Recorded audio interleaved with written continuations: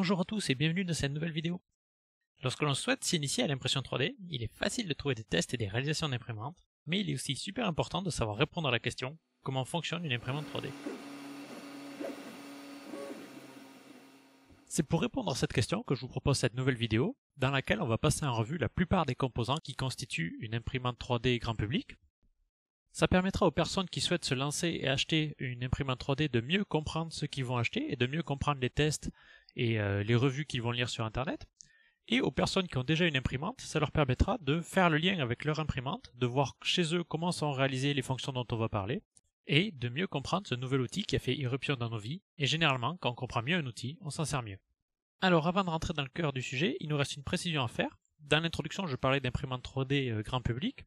Par ça, je voulais dire des imprimantes 3D à dépôt de filament fondu, ou FDM en anglais.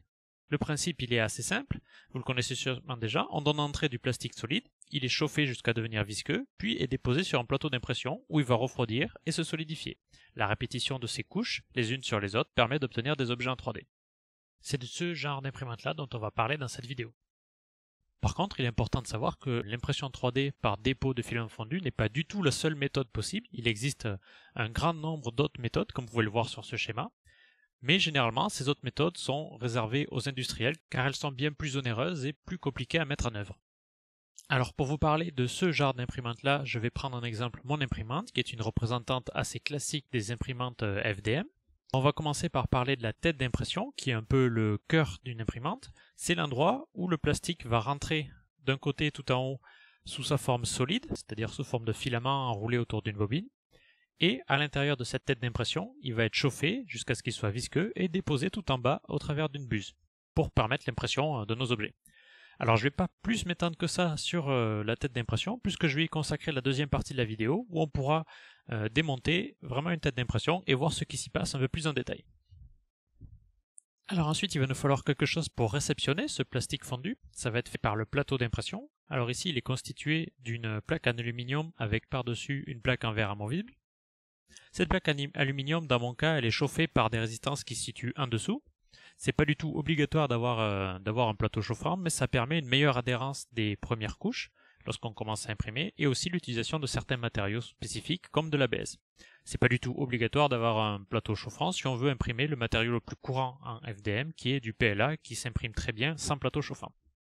On va généralement trouver sur les plateaux d'impression un système qui permet de régler son orientation.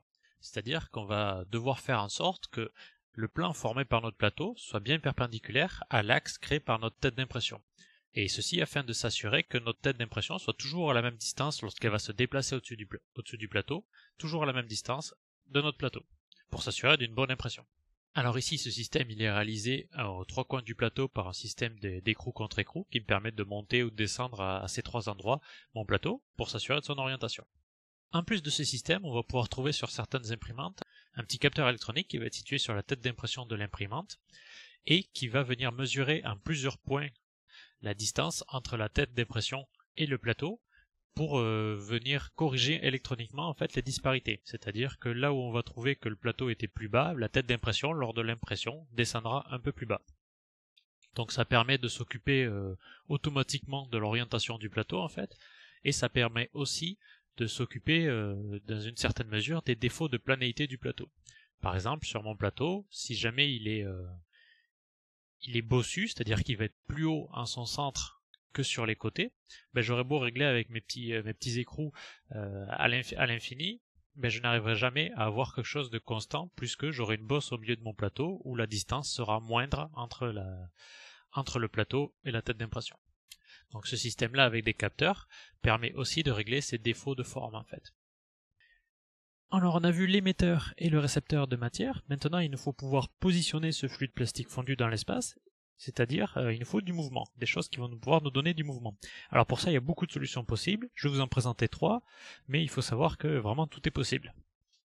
Donc la plus répandue, c'est l'imprimante de type cartésienne, c'est-à-dire mon imprimante que vous voyez là est une imprimante de type cartésienne. C'est-à-dire que la position de la tête d'impression est définie par ses coordonnées le long de 3 axes, comme dans un système de coordonnées cartésiennes.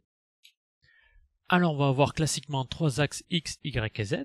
Notre tête d'impression va se déplacer sur un axe X. Cet axe X il va être modélisé concrètement par 2 axes de guidage chromés. une courroie et un moteur électrique pour le mouvement, un moteur électrique pas à pas, et un capteur de position, que l'on voit ici tout à gauche, situé tout à gauche de l'axe, qui va nous permettre de savoir lorsqu'on se situe au point 0 de l'axe X. L'axe Y va être modélisé exactement de la même manière, sauf que cette fois-ci c'est plus la tête d'impression qu'on va déplacer, mais chez moi c'est le plateau qu'on va déplacer. On va donc retrouver deux axes chromés, de la même façon, une courroie qui est rattachée au plateau, un moteur électrique pas à pas, et un capteur de position qui nous permet de savoir lorsque le plateau se situe au point 0 de l'axe Y. Il nous reste à décrire l'axe Z, celui de la hauteur. On va réaliser ce déplacement-là, en fait, en translatant vers le haut l'entièreté de notre axe X. C'est-à-dire qu'on va prendre toute la tête d'impression et son axe X, et on va le déplacer vers le haut. Alors pour réaliser ça, on va avoir comme d'habitude un guidage avec deux axes chromés de part et d'autre de notre axe X. Et pour le mouvement, ça va être un peu différent. On va pas utiliser des moteurs et des courroies, mais on va utiliser des moteurs et des vis sans fin. Donc on va avoir deux moteurs, un de chaque côté, qui vont entraîner directement un axe fileté, et l'axe X étant monté sur cet axe fileté. Lorsque les tiges vont tourner sur elles-mêmes, on va monter ou descendre, on va déplacer notre axe X en entier, donc on va monter ou descendre notre tête d'impression. On va également avoir un capteur de position sur cet axe, mais à la différence des autres axes, ce capteur de position va pouvoir être réglé manuellement. On va pouvoir régler manuellement le point 0 de l'axe Z, afin de pouvoir ajuster la distance entre notre tête d'impression et le plateau.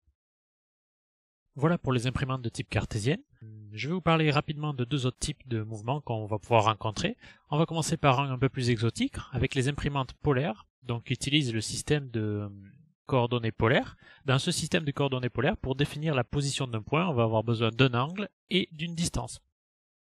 Alors à l'image, vous voyez que cet angle va être représenté technologiquement par le fait que le plateau tourne sur lui-même, et la distance va être représentée par le fait que ce plateau peut translater dans une direction.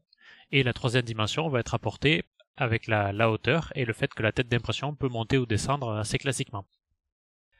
De la même façon, je vais vous présenter succinctement les imprimantes de type delta, où la tête d'impression va être positionnée par trois paires de bras qui vont être disposés en triangle si on regarde l'imprimante vue de dessus.